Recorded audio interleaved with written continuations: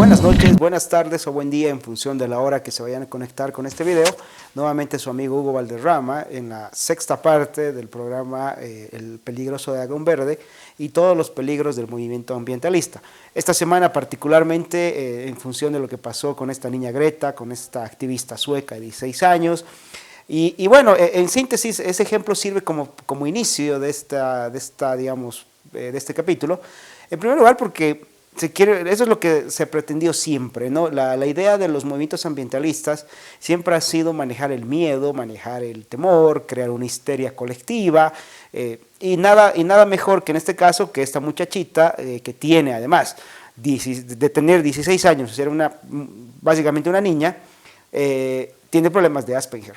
Entonces te están poniendo como que la defensora del medio ambiente vendría a ser una especie de la gente más afectada, ¿no? Mujer, con problemas de Asperger, y encima te la muestran como una verdad inosoluble. La anterior semana habíamos tocado un poco el peligroso tema del ecoimperialismo, ¿no? La ONGs como ministerios de un gran megagobierno mundial, nacidos de la ONU y básicamente sus programas de la ONU como el PNUMA, ¿no?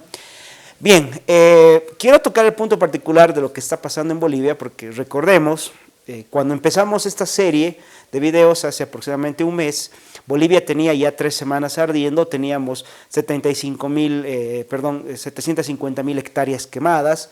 Hoy ya han pasado casi 2 meses y un poquito del inicio de los incendios. Tenemos aproximadamente 3 millones de hectáreas quemadas, los incendios no se han podido controlar, tenemos 5 voluntarios muertos en diferentes circunstancias, en algunas muy extrañas, en otras por temas de asfixia, en otras por temas de ahogamiento en lagunas, etc. ¿No? Los incendios, aparte de haberse concentrado en la Amazonía brasilera y en la Chiquitanía boliviana, en el caso de mi país, los incendios ya han dado lugar aquí en mi ciudad, en algunas zonas, muy pequeñas, pero ya se han dado lugar en otras zonas de Santa Cruz, en el Beni, en la misma ciudad de La Paz. Entonces son incendios en áreas forestales. Ahora bien, hace poco que se lanzó un programa fíjense la palabra, reconstrucción de los hechos. Si uno analiza esta palabrita de reconstrucción, no es nada más que keynesianismo puro. ¿Se acuerdan de Keynes, que decía que había que hacer un hueco en la mañana y taparlo en la noche para generar movimiento económico y de esa manera tener pleno empleo? Pues eso se está haciendo en Bolivia, solamente que a gran escala, en vez de hacerlo cavando zanjas en la mañana y tapándolas en la noche, se está generando incendios, que hace poco el Banco Mundial aprobó $10 millones en financiamiento para la reconstrucción de una de las zonas afectadas. Entonces, fíjense, lo mismo de siempre. Tengo una catástrofe a la cual el gran ganador siempre es el Estado, que puede conseguir más recursos vía préstamo internacional, emisión monetaria, el uso de reservas internacionales, el mecanismo no importa. Ese es el gran ganador. Y el segundo gran ganador son sus allegados. Ahora bien, en Bolivia básicamente lo que se está viviendo hoy día es la muestra clara del ecoimperialismo. Ya hace poco fundaciones como Bosques Verdes en Bolivia hablaban de la crisis medioambiental, del tema de por qué no se había actuado a tiempo con los incendios, de la cantidad de hectáreas que se van quemando. Y básicamente hoy, si uno revisa su página web, Bosques Verdes Bolivia, se va a encontrar que esta ONG, que en cierta manera responde al PMU, al PEPUMA, ¿no? Y a otros organismos como UNESCO, el programa medioambiental de la ONU, está gestionando una enorme cantidad de dólares casualmente para entrar nuevamente a la palabra reconstrucción de los hechos, ¿no? Reconstrucción de las zonas afectadas, reconstrucción de todo ese tipo de cosas. Entonces, si nosotros analizamos el cambio climático, si bien puede darse casos donde realmente la naturaleza esté afectada y donde realmente se necesite pues, un manejo inteligente de la misma naturaleza, en la mayoría de los casos es una bandera para que organismos internacionales, ONGs, gobiernos locales, gobiernos nacionales, gobernantes de turno, consultores medioambientales, activistas y además se llenen los bolsillos de dinero fácil en base al manejo del miedo y del terror. Quiero dar algunos datos puntuales en el caso nuestro y voy a ponerlos acá. Por ejemplo, miren, el año 2008 el Consejo Nacional de Iglesias de los Estados Unidos sacó con papel reciclado, ¿no? Hicieron una especie de gran fábrica de papel reciclado, un documento que se llamaba la Biblia Verde. Básicamente es una Biblia cristiana, pero muy digamos, muy enfocada y muy manipulada hacia enseñar ecologismo más que cristianismo, ¿no?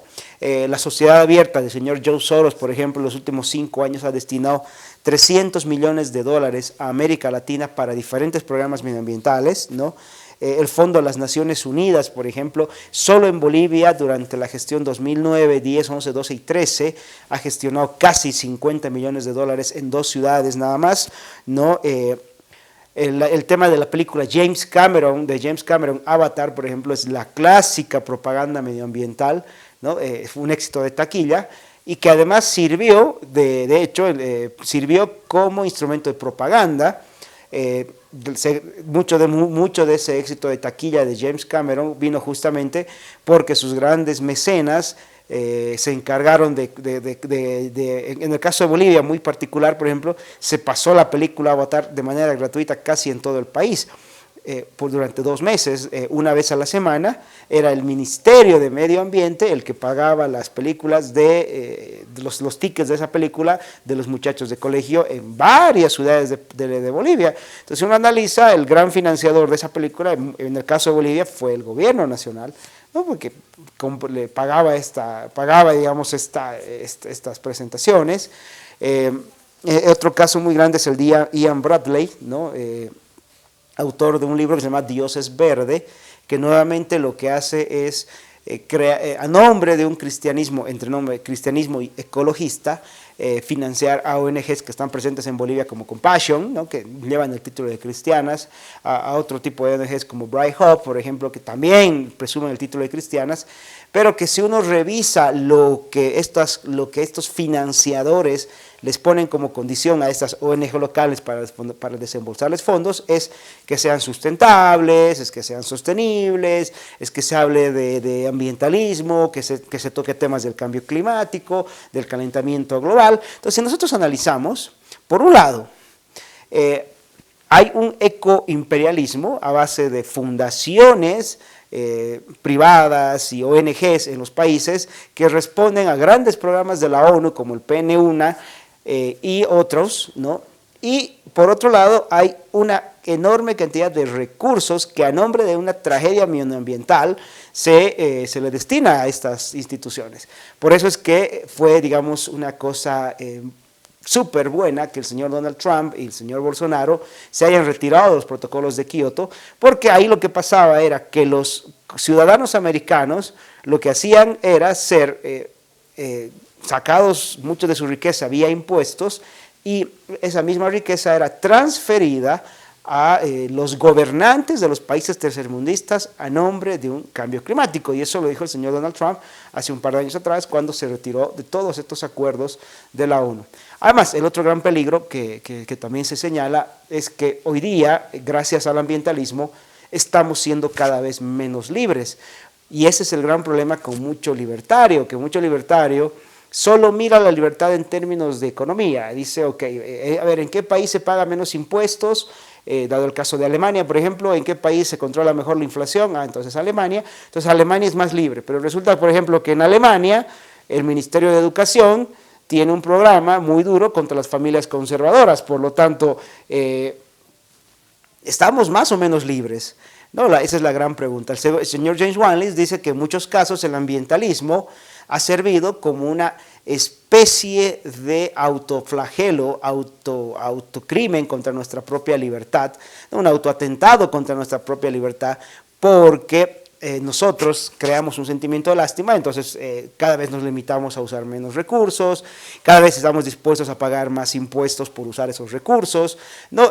Hace poco en Perú, por ejemplo, se aprobó una ley en la que los supermercados estaban obligados a pagar 10 centavos por cada bolsa plástica que ellos utilicen, cuando se hace la encuesta, la hace el Centro de Liberalismo Clásico de Lima, hace la encuesta para ver qué opinaba el peruano promedio, y se llegó a la conclusión de que el peruano promedio condescendía plenamente estas políticas. Entonces nosotros analizamos la idea de meternos terror, miedo, y en el caso de esta niña Greta, hasta un tema de lástima, ¿no? Es un recurso muy bajo, como dice el gran escritor Nassim Taleb, ¿no? Es un tema básico, es una falacia de la más grande. Pues hoy día nos estamos autoatentando contra nuestros derechos, contra nuestras libertades y contra nuestra propia generación de riqueza, que es la única forma de salir de la pobreza. Entonces, en el siguiente video quiero tocar algunos puntos ya muy específicos, a modo de terminar, sobre cómo prevenir y cómo sería una política de transición de estos países hacia un espacio más libre, y qué es lo que debería hacer los gobiernos. En Bolivia tenemos elecciones dentro de poco, y dado el eventual caso de que gane un gobierno diferente al socialismo, ¿no? Un gobierno, digamos, menos socialista que lo que hay, y que quiera recuperar la independencia nacional, habíamos pensado en una serie de medidas que estos políticos tendrían que hacer para salir de este tema del ecoimperialismo y las diplomacias de las ONGs. Bien, los veo en un par de días. Su amigo Hugo Valderrama se despide.